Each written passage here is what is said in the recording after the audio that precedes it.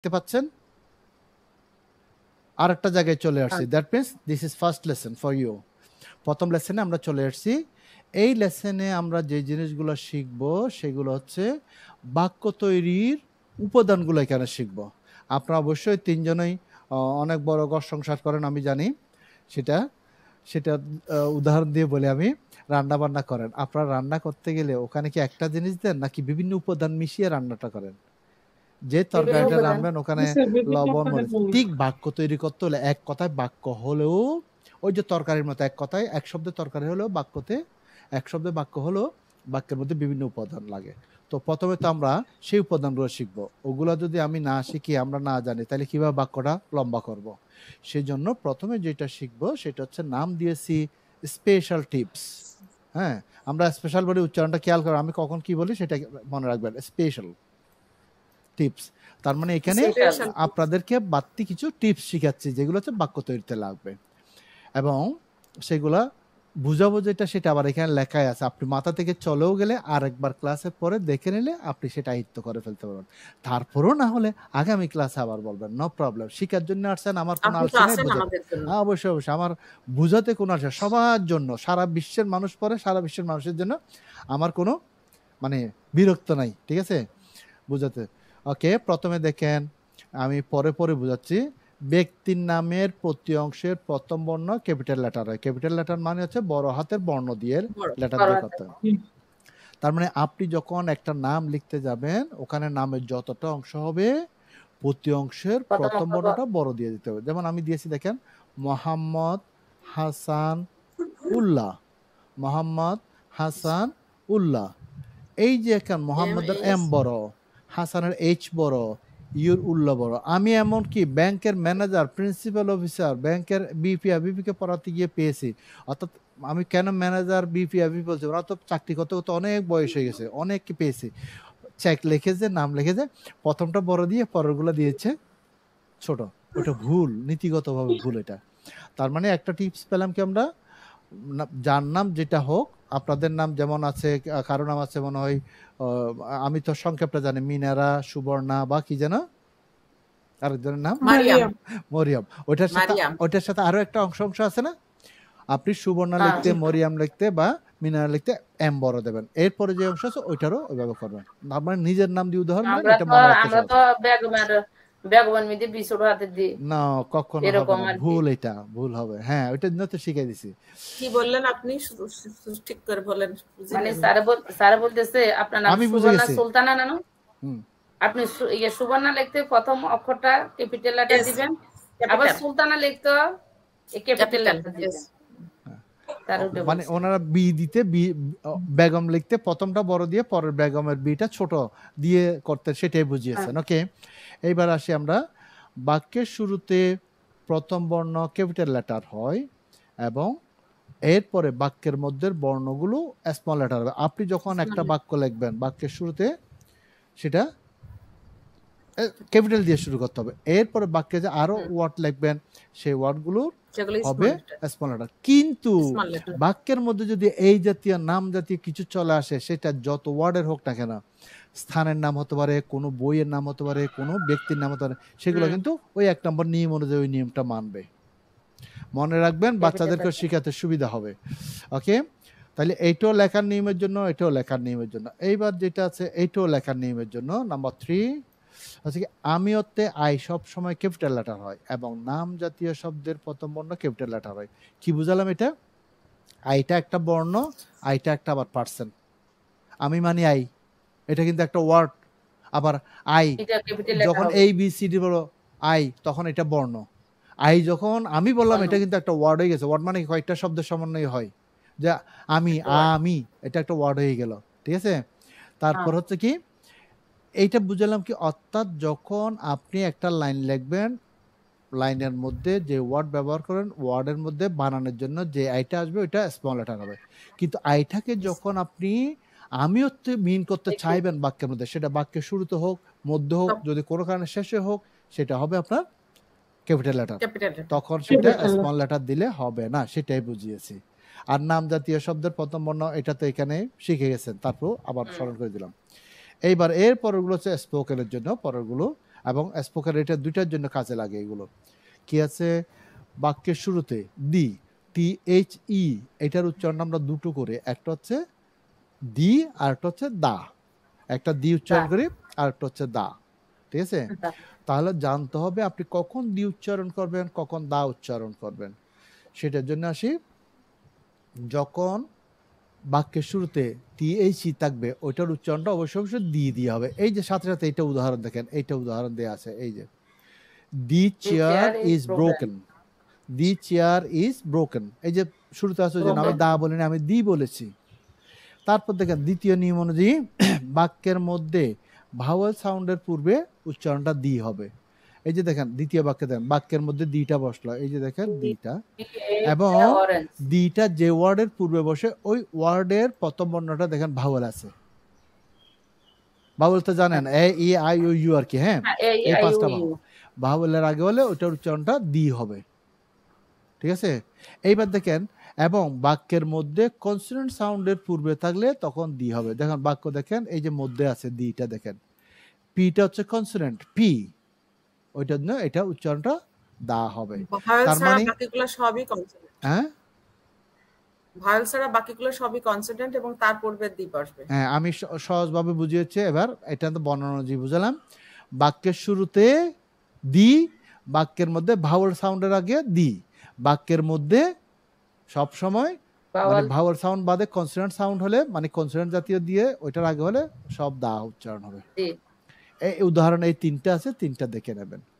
এইবার দেখেন খুব গুরুত্বপূর্ণ জিনিস যেটা আমরা অহরহ ভুল করি।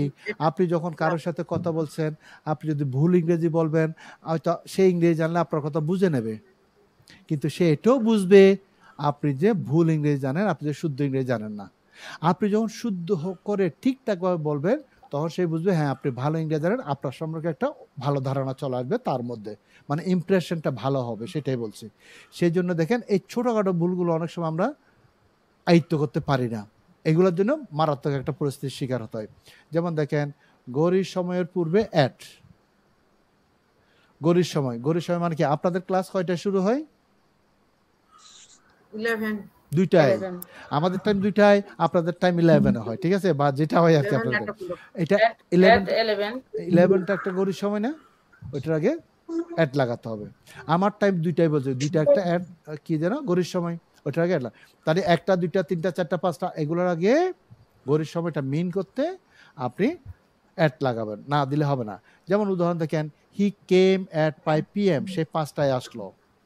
যদি আমি বলি হি কেম 5 PM, আপনি হয়তো বুঝে যাবেন বাক্যটা, কিন্তু আপনি এটাও বুঝবেন যে আমি ভুল বলেছি, তার মানে অ্যাটটা না দিলে বাক্যটা ভুল। সেই জন্য গরির সময়ের আগে অ্যাট লাগাতে হবে। এইবার হচ্ছে কি দিছি, দিন তারিখ উৎসবের পূর্বায়ন বসে। যেমন আজকে হচ্ছে আমাদের এখানে মানডে, আজকে মানডে মানে একটা দিন। আবার আজকে যদি আমি তারিখটা এসে পড়ে 16 তারিখ, হ্যাঁ তার মানে দিন যখন বাক্যের মধ্যে উল্লেখ করব ওই দিনের আগে আমি অন ব্যবহার করব, বা আজকে তারিখটা উল্লেখ করলো ওইটার আগে আমাকে অন দিতে হবে। বা আবার কোন উৎসব, ঈদের দিন, ঈদ উল ফিতর, ঈদ উল আজহা, আপনার জন্মদিন, আপনার বিবাহ বার্ষিকী বা আপনার ছেলের বার্থডে, এগুলোর আগে অনটা আসবে। ওই জন্য একসাথে দিয়েছি কি দিন তারিখ উৎসবের পর। যেমন I met him on Sunday, আমি রোববারে তার সাথে সাক্ষাৎ করলাম। মিট মানে সাক্ষাৎ করা, মিটের ফার্স্ট ফর্ম এখানে আসলো ম্যাট। এইবার মাস, বছর, ঋতুর পূর্বে ইন বসে, মাস, বছর, ঋতুর পূর্বে ইন বসে। মাস মানে কি এখন যেমন ইংরেজিতে হচ্ছে কি জুন, আর বাংলাতে আষাঢ় মাস শুরু হলো গতকালকে, ঠিক আছে? আবার বছর যদি 2025, ওকে 2025, তার মানে মাসের আগে ইন হবে। আপনি যদি বাক্যের মধ্যে সাল ব্যবহার করেন ওইটার আগে ইন হবে। বাক্যের মধ্যে ঋতু ব্যবহার করেন, এই যে আষাঢ় মাস, ইন আষাঢ়, ইন জুন, ঠিক আছে? ঋতুর আগে আপনাকে ইন বসতে হবে। এবার উদাহরণটা খেয়াল করেন, he will go to London in May, ওই যে মে মাস দেখেন, মে এর আগে। এবার আমি মে সরিয়ে যদি বলি 2024 সাল, যেহেতু উইল আছে ওইটা তো 2026 সাল হতে হবে, 2026 সালে যাবে, তাহলে ইন 2026 বলবো। ক্লিয়ার? বুঝতে পেরেছেন? আচ্ছা আচ্ছা, শব্দ করলে আমি তাড়াতাড়ি বুঝবো। এইবার দেখেন পরেরটা, টিভির আগে রেডিওর আগে অন বসে, মানে আমরা টিভিতে খবর দেখি, টিভিতে নাটক দেখি, টিভিতে এটা দেখি, হ্যাঁ ওই যখন বলবেন, এমনকি টিভি চ্যানেলগুলোর আগে আমি এটিএনে দেখি বা আমি আল জাজিরায় দেখি ইত্যাদি, আমি আল জাজিরায় খবর দেখি ইত্যাদি, ওই চ্যানেলের আগে আপনাকে অন বসাতে হবে। যেমন দেখেন আই ওয়াচ, মোবাইলের আগে অন বসবে, হ্যাঁ আই ওয়াচ বলছে, আগে এটা শেষ করি। I watch news on TV, on ATN, on CNN, on BBC, on Al Jazeera ইত্যাদি। আর নিউজ পেপারও তো বলা যায় নাকি? না, নিউজ পেপারটা হচ্ছে আলাদা জিনিস, যেগুলো ডিসপ্লের উপর দেখবেন ওইটার উপর, ওইটার আগে অন হবে। এই যে আপনি এখন ক্লাস করছেন, আপনারা কিসের ক্লাস করছেন, কিসে করছেন? অন কম্পিউটার, ল্যাপটপ না, আপনারা এখন ক্লাস করছেন মিটে, আপনারা এখন ক্লাস করছেন মিটে। আপনি যদি বলেন যে না আমরা তো স্যারের সাথে ক্লাস করি, মিটে ক্লাস করি, we attend the class on Meet, we attend the class on Meet, ঠিক আছে? যদি হোয়াটসঅ্যাপে করতেন তাহলে একটা স্ক্রিনের মাধ্যমে, মিটটা হয় একটা স্ক্রিনের মাধ্যমে, হ্যাঁ ডিসপ্লেতে দেখছেন না, ওই জন্য অন। আমরা হোয়াটসঅ্যাপে ক্লাস করি, we attend the class on WhatsApp, আমরা ভাইবারে করি, যত আছে ইত্যাদি ইত্যাদি। আমরা জুমে করি, জুমের তো দিন চলে গেছে, এখন জুম ব্যবহার হয় না, খুব কম। ওকে, এইবার দেখেন তাহলে টিভির আগে বলা। এবার আমরা রেডিওতে খবর শুনি অন রেডিও, ঠিক আছে? এইবার দেখেন মোবাইল টেলিফোনের আগে অবার বসে। আপনি যখন মোবাইলে, যেমন আগে যে বাটন ফোন ছিলেন বা ওইভাবে মোবাইলে বললে তখন এটার আগে কি হবে? Over mobile. টেলিফোন হইলে ওভার টেলিফোন, অবশ্যই টেলিফোন আগে দিয়ে দেওয়া যায়, মোবাইলের আগে তাই না, ওভার দা টেলিফোন, হ্যাঁ না দিলে কোনো সময় দিলে ভালো হয়। তার মানে এইগুলোর আগে। আর যখন অ্যাপগুলো ব্যবহার করে আপনি স্ক্রিনের উপর দেখে পারবেন তখন অন লাগাই দেবেন। এই যে এটা আর কি, এই নিয়মটা মানবেন। ওকে, এইবার দেখেন দিনের বেলা বুঝাতে বাই বসে, খুব খেয়াল করবেন, আপনি বিভ্রান্তে পড়বেন। দিনের আগে বলছি কি অন লাগাতে হবে, এখন এখানে আবার দিনের বেলা বলতে বাই, দুইটা এক কথা না, সেজন্য সতর্ক হতে হবে। কিরকম? পুরো দিনটাকে মিন করে, সোমবার মঙ্গলবার বুধবার, আমি দিনটাকে মিন করে অন লাগালাম, সোমবারে গেলাম, I went there on Monday, on Sunday, on Tuesday, okay গেলাম।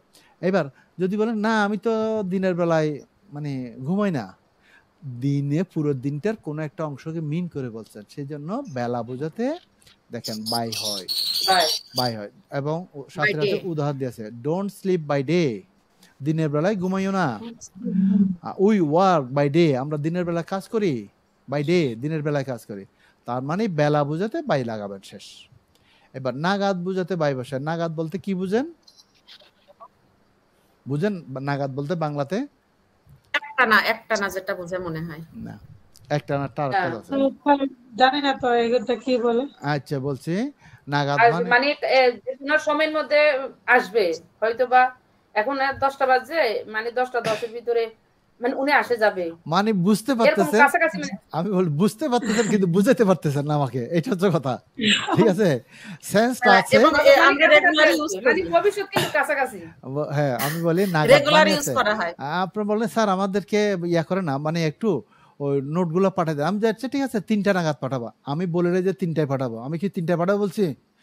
আপনাকে যদি বলতাম আমি 3টায় পাঠাবো, তখন হবে কি এই যে ঠার আগে অ্যাড বসে বিভ্রান্ত হয়ে যাবে, সেজন্য ভেঙে বুঝাচ্ছি 3টায় পাঠাবো, অ্যাট 3 PM বলতাম আমি, এখন আমি 3টায় বলে আমি 3টা নাগাদ পাঠাবো, তার মানে 3টার কাছাকাছি কোন সময়, সেটাকে আমরা বাংলায় নাগাদ বলি, ওই কাছাকাছি সময়টাকে।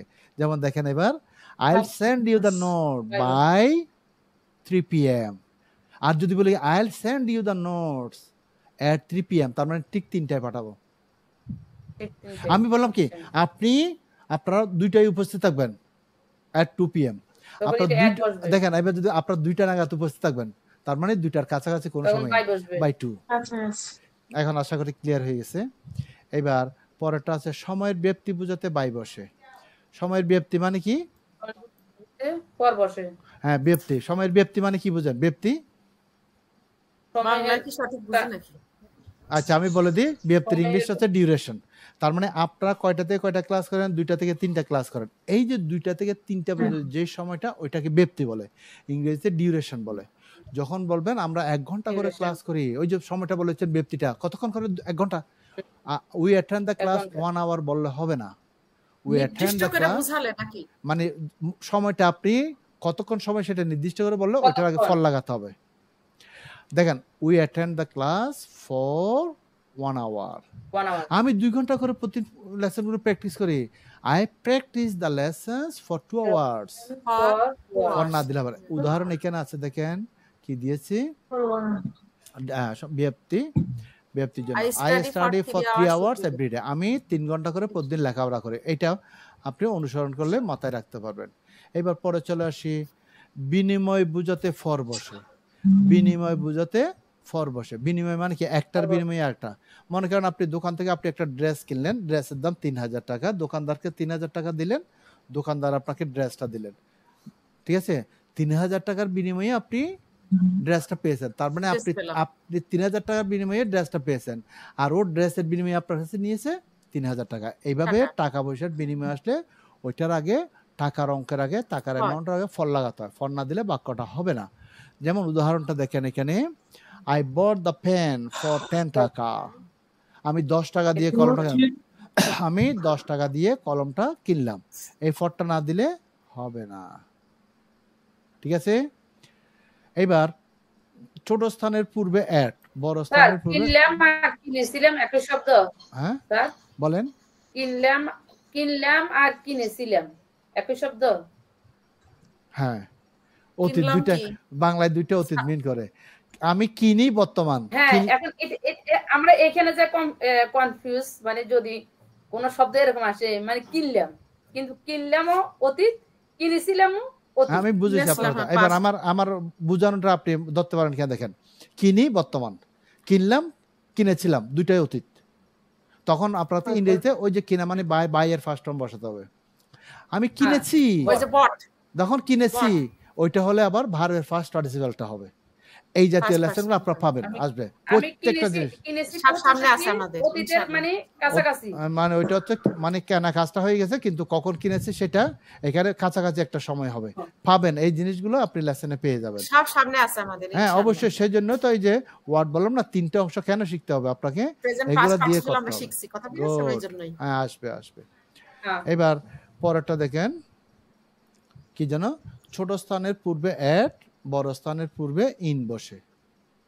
হ্যাঁ, একই বাক্যে যখন দুইটা স্থানের উল্লেখ থাকবে তখন আপনি বড় স্থানের পূর্বে ইন বসাবেন, ছোট স্থানের পূর্বে অ্যাট বসাবেন। এখন আমি হয়তো এমন বুঝাচ্ছি, আমি আমার শেষ হোক তারপর বুঝতে পারেন। আপনি হয়তো বড় স্থান ছোট স্থান বুঝতে পারছেন না। দেখুন বাংলাতে বলে, আমি চট্টগ্রামে চকবাজারে বাস করি। আমি একটু শেষ করলে আপনি বুঝতে পারবেন ভালো, আমি একটু শেষ করলে ভালো বুঝতে পারবেন। হ্যাঁ, নতুবা ওই যে আমার ইয়া থেকে বিচ্যুত হয়ে যাবেন, মানে বুঝার লাইন থেকে। ওকে, আমি চট্টগ্রামে চকবাজারে বাস করি। দেখেন প্রথম স্থানটা কি আছে, চট্টগ্রাম, পরের স্থানটা কি আছে, চকবাজার। আপনি ধরে নেবেন যে প্রথমে যে স্থানটা হবে সেটা বড় স্থান বাংলা কথায়, পরে যে স্থান উল্লেখ করবে সেটা ছোট স্থান। এগুলো আপনি কোনো বইতে পাবেন না, এগুলো হচ্ছে পড়াতে অভিজ্ঞতা। এইবার যখন ইংরেজি করবেন তখন কি করবেন জানেন, বাংলাতে এইভাবে সোজা পাচ্ছেন তো, আমি চট্টগ্রামে চকবাজারে বাস করি, ইংরেজিতে হয়ে যাবে উল্টা, বাংলাতে যেটা আগে সেটা পরে যাবে, বাংলা যেটা পরে সেটা আগে আসবে। তাহলে দেখেন ইংরেজিতে হবে আই লিভ এট চকবাজার, ছোট স্থানে চকবাজার ছোট, এট চকবাজার ইন চট্টগ্রাম, ইন চিটাগং, এখন তো চট্টগ্রাম বলে, ইন চট্টগ্রাম। তাহলে ধরাটা আপনার জন্য সহজ হলো, কি হলো, ছোট স্থানের আগে এট, বড় স্থানের আগে ইন। বাংলাতে যে স্থানটা আগে থাকবে সেটা বড়, এবং যে স্থানটা পরে যাবে সে ছোট। ছোট স্থানকে আগে আনবেন, এট লাগাবেন, বড় স্থানকে পরে নেবেন, ইন লাগাবেন। ক্লিয়ার? আচ্ছা, গুড। এইবার হচ্ছে কি, এখানে দেখেন কাম এবং গো ভার্বের পরে স্থান থাকলে সেই স্থানের পূর্বে টু বসে। তার মানে কি জন্য, এটা একটু ক্লু আছে এখানে একটা ব্যাপার লুকায়িত আছে। সেটা হচ্ছে কি, আপনি যখন বাক্য গঠন করবেন, যে কোনো ভাষার বাক্যের মধ্যে সাবজেক্টটা বাক্যের শুরুতে থাকে। আমি যাই, আপনি রান্না করেন, তারা খেলে, এই যে আমি তুমি সে তারা, এটা হচ্ছে সাবজেক্ট। সাবজেক্টের পরে কি হয়, ইংরেজি বাক্যে ভার্বটা চলে আসে, সাবজেক্টের পরে ভার্বটা চলে আসে, এইটাই বুঝছে। অর্থাৎ সাবজেক্টের পরে কাম অথবা গো ভার্বটা যদি থাকে, এরপরে বাক্য বাড়ানোর জন্য এরপরে যে স্থান থাকে ওই স্থানের আগে টু লাগাতে হবে, টু না দিলে বাক্যটা হবে না। যে ভুলটা আমরা করি, যেমন আমি স্কুলে যাই, আই গো স্কুল হবে না, I go to school, school একটা স্থান। সে অফিসে যায়, হি গোস অফিস He বললাম, he go goes to to office. Office, office. তারপর তারা মার্কেটে আসে, দে কাম মার্কেট বললে হবে না, they come to market, They ইংরেজিতে বলে come to market, market.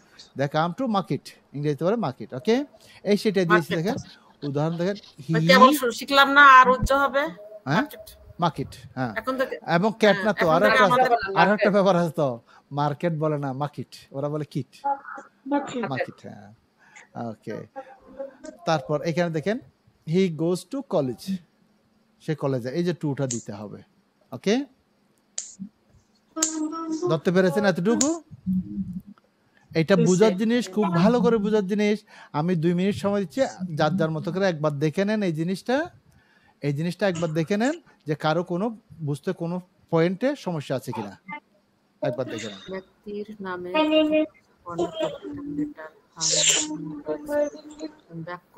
Sir এই পেপারটা আমাদেরকে পাঠিয়ে দিবেন। অবশ্যই, শেষে আগে বলে ফেলছে, অবশ্যই পাবেন, পেয়ে যাবেন। স্যার আমার একটু প্রথমে যে দা আর হচ্ছে দি হবে, এটার মধ্যে একটু সমস্যা, এটা আচ্ছা, একটু বোঝাই দেন। বাক্যের শুরুতে দি বলবেন, বাক্যের শুরুতে কি বলবেন? দি। এবার বাক্যের মধ্যে ওই যে এ ই আই ইউ ইউ এগুলোকে বলে ভাওয়াল। এই যে যে ওয়ার্ডের আগে দিটা বসাচ্ছেন, এটা যে ভাওয়াল দিয়ে শুরু হয় ওইটার আগে দি লাগাবেন। আর যদি কনসোনেন্ট দিয়ে শুরু হয় ওয়ার্ডটা, তখন এটার আগে দা লাগাবেন। আর যদি আপনার একান্তই সমস্যা হয়, এটা হচ্ছে একেবারে 100% শুদ্ধটা।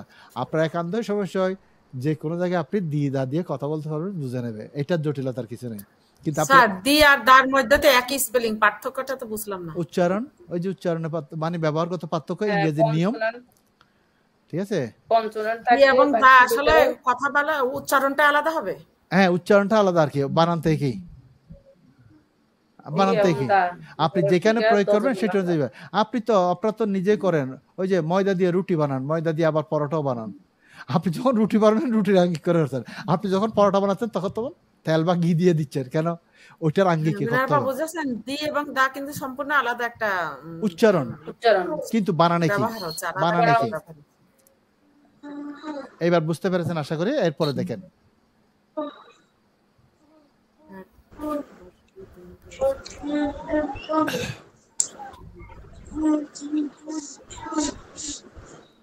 মোবাইল টেলিফোন ওভার স্যার, ওভারটা একটু ক্লিয়ার করেন। ওভারটা অর্থাৎ আমি তার সাথে মোবাইলে কথা বলি, এমনি মোবাইলে, শুধু মোবাইলে কথা বলি। আপনি বলেন না যে হোয়াটসঅ্যাপে কথা বলি, আপনি বলেন গুগলে মিটে কথা বলি, আপনি বলেন না যে ভাইবারে কথা বলি ইত্যাদি, আপনি বলেন না ইমুতে কথা বলি, শুধু মোবাইলে। Over mobile, I talk with him over mobile. আর টেলিফোন মানে ল্যান্ডফোন কে বসায়, ওভার বসালে কি ওই হোয়াটসঅ্যাপ টিটি সব ঠিক হয়ে যাবে? না, এটা তো হচ্ছে শুধু আপনি বাংলা যা উচ্চারণ হলো তাই আমি তার সাথে মোবাইলে কথা বলি। আমি তো বুঝলাম, আপনি দেখেন আমি তো বুঝলাম, কিন্তু মোবাইলে আপনি কিভাবে বলেন? কি ইমোতে কথা বলেন, নাকি হোয়াটসঅ্যাপ বলেন, নাকি ভাইবারে বলেন, নাকি টেলিগ্রামে বলেন? অনেক তো অ্যাপ আছে না, তখন অ্যাপের কথা আসলে তখন অন লাগাই দেবেন। I talk with him over WhatsApp হবে না, I talk with him over WhatsApp নয়, I talk with him on WhatsApp, I talk with him on Viber, I talk with him on imo.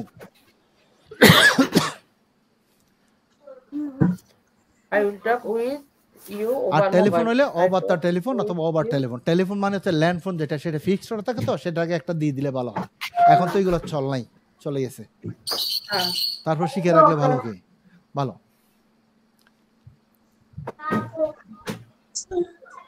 নাগাদটা sir, নাগাদ মানে ভবিষ্যতে কোন সময় যে দুই মানে মানে টাইমের মাঝখানে যে ওইটাকে নাগাদ। আমি একটু বলে দিই, ভবিষ্যতে কোন সময়ের কাছাকাছি টাইমকে নাগাদ বুঝতে হয়। আমি 3টা নাগাদ আপনার সাথে সাক্ষাৎ করব, আমি বললে 3টা নাগাদ, একটু দ্রুত করেন, আমাদের আর তার বেশি সময় না, কেটে যাবে, অটোমেটিক লাইন কেটে যাবে। হ্যাঁ, তারপর বলেন আর কিছু।